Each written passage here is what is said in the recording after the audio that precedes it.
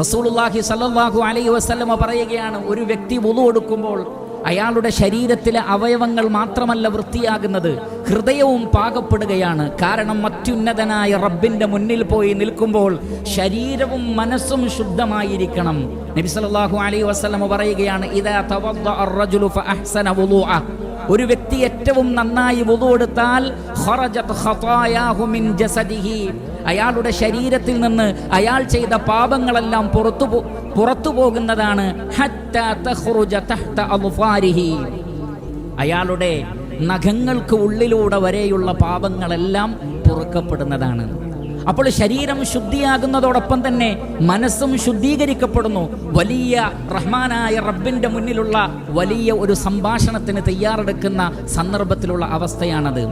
മാത്രമല്ല, അതിനുശേഷം ആ വ്യക്തി അഷ്ഹദു അല്ലാ ഇലാഹ ഇല്ലല്ലാഹ് വ അഷ്ഹദു അന്ന മുഹമ്മദൻ അബ്ദുഹു വ റസൂലുഹു അല്ലാഹുമ്മ ജഅൽനി മിനത് തവ്വാബീന വജഅൽനി മിനൽ മുതതഹിരീൻ എന്ന് വുളുവിന് ശേഷമുള്ള പ്രാർത്ഥന നിർവഹിച്ചാൽ ഫുതിഹത് അബ്വാബുൽ ജന്ന യദ്ഖുലു മിൻ അയ്യിഹാ ഷാ, സ്വർഗത്തിന്റെ 8 കവാടങ്ങളും തുറക്കപ്പെടും.